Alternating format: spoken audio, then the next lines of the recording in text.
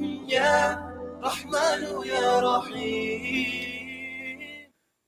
The time is just gone 8:47 a.m. and it's now the time of the morning to talk with eThekweni Secure. And we're joined on the line this morning by Imtiaz Syed, the chairperson of eThekweni Secure. Imtiaz, assalamu alaikum wa rahmatullahi wa barakatuh. Wa alaikum salam wa rahmatullahi wa barakatuh. Welcome as always to the show this morning, Imtiaz. Now, obviously, COVID-19 and all this talk about the second wave. And we've seen regulations come to the fore now. We've seen curfews until 10 p.m. and beaches under the spotlight. So once again, with this second wave, we need to, we've been a bit, I would say, in a comfort zone in the last few months since we went down to level 1.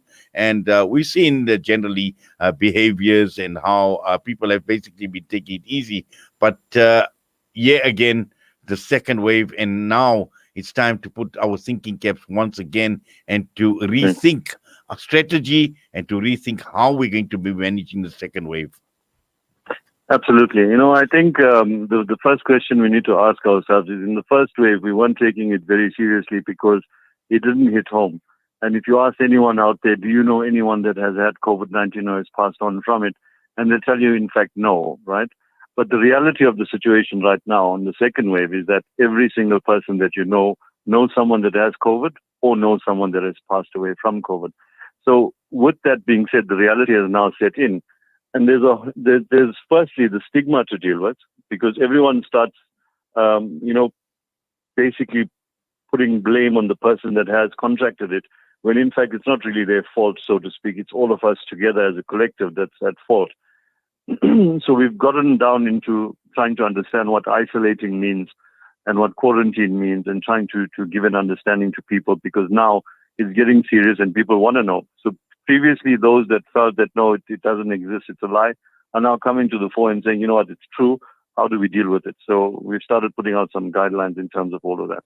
Now, just looking at it from a guidelines perspective as communities, and we know we've seen since some of the restrictions have eased, we've become more social animals.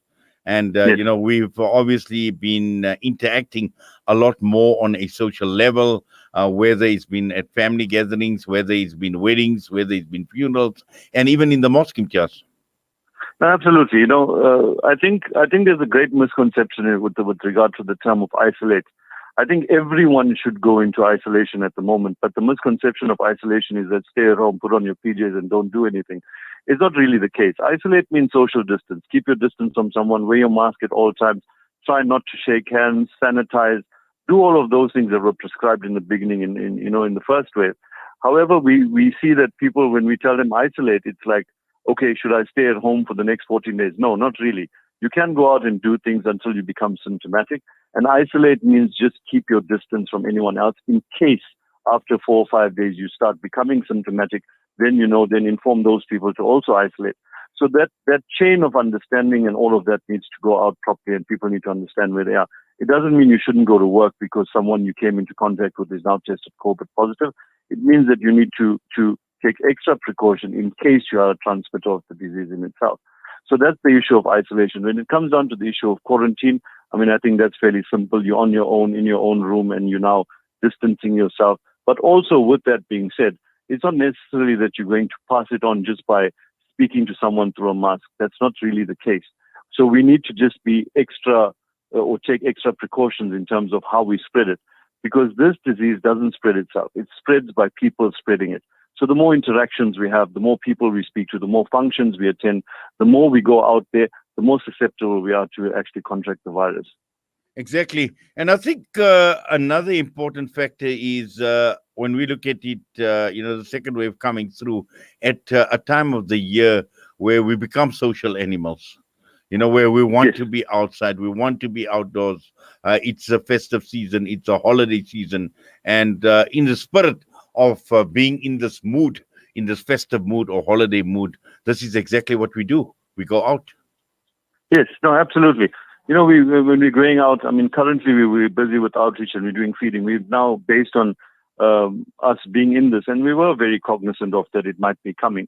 So we've put in contingencies in terms of how we feed people and what we do in terms of outreach. So, for example, this weekend we're feeding kids. But ultimately, we can't have all the children coming down and getting their party packs and doing all of those things. So now we've got to change the strategies by which we operate, ensure that there's a clear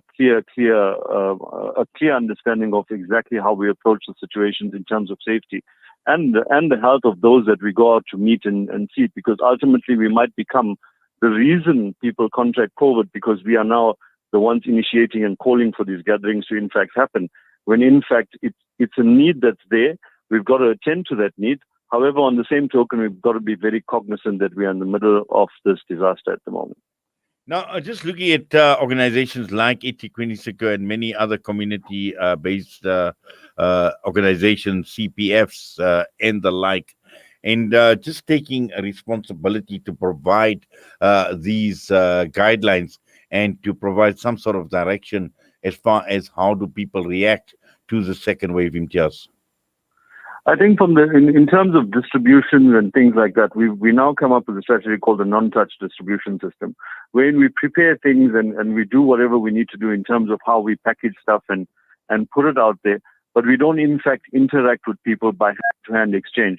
So, for example, we would, in a different environment, package things properly in a sanitized environment, take it out to a particular site, spread it all out, whether it's on tables or chairs or whatever it is, and then ask people to come through with distance between yourselves and them to pick up one and then leave.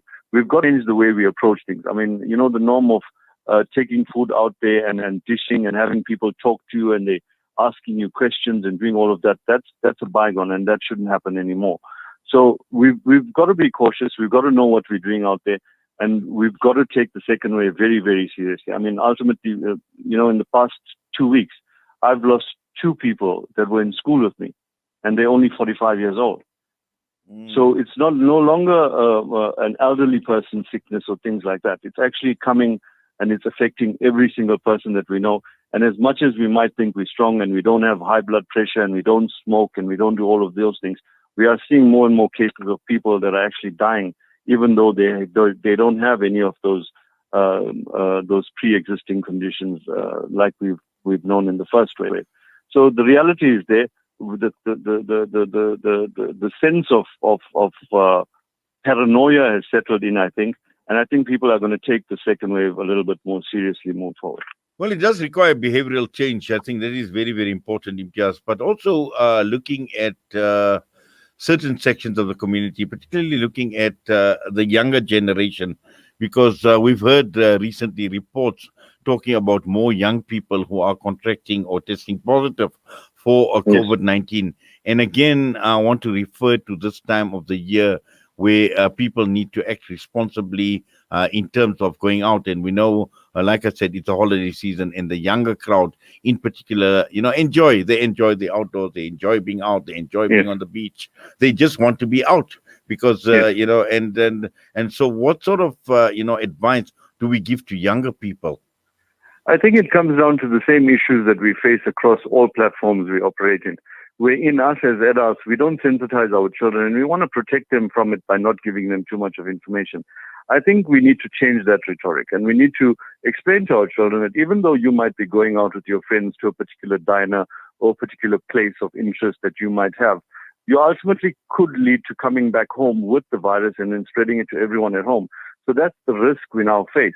So I'm saying that the situation is such that children, by nature of them being children and we being overprotective parents, we tend not to share, and we tend not to share our worries in terms of this particular virus, and we want to allow our children to have their freedoms and do all of that.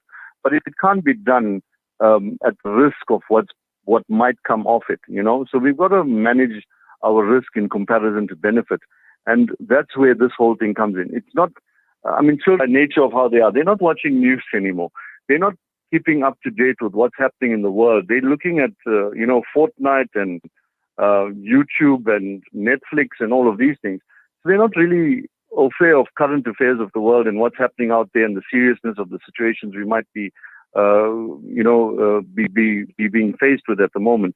So we need to now make them aware of these things to say that you can't go out. And that's basically what it is.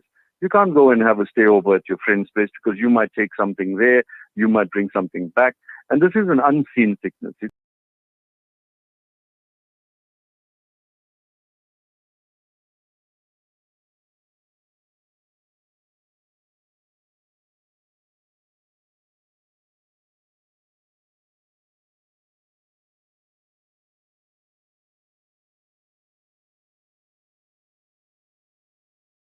And in your part of the world, certain days, obviously, no-go areas as far as beaches are concerned, because these are areas, these are places that people love frequenting, especially at this time of the year. Yeah, I think people are of the belief that government in fact controls the virus, and it says that the virus will only be on the beaches on the 16th, the 24th, 25th, 26th, 1st, 2nd, and 3rd of January. Those are the days that the virus is going to be on the beach. So the question we have is, what happens on the 17th when everyone decides to actually flood the beaches? Has government now said, virus, we're putting you off for this time, so don't affect the people on the beach? No, it's not the case. We need to be self-aware. We need to know what this is. Government does not control this disease. We do. We control this virus. We bring it on ourselves. We go to places where we bring it on ourselves. And we need to be very, very wary of what we do. I mean, if we're going out and we're seeing that the place is crowded and you actually cannot social distance, So even if it's, if you're talking to someone one-on-one and if you're 2 meters away from them, the spray is not going to get to you, that's fine. But if you've got 50 people, you cannot keep 2 meters away from every single person. And you cannot guarantee that every single person is now safe and they sanitize. And, whether they were drunk, whether they were, if they were in fact drunk, do they have their mask on? Did they touch their mouth? Are they coming and touching it? All of these risks are there. So you rather stay away. Stay away from it. I'm saying the beaches should be closed right until we're out of the second wave. And we should take every single space like that. Restaurant, and I understand it affects the economy, it does all of those things. I get it, right? However, it shouldn't come at the risk. It shouldn't come at the risk of us being major spreaders. Well, Imtiaz, Jazakallah for that and for your time with us this morning as always. We wish you all the best, inshallah. Assalamu alaikum. Wa alaikum salam wa rahmatullahi wa barakatuh. Imtiaz Syed, eThekweni Secure Chairperson, managing the second wave of COVID-19, which brings us straight on to 9 a.m. We're heading for the news. बला की बादशाही थी, सभी मसरूफ थे।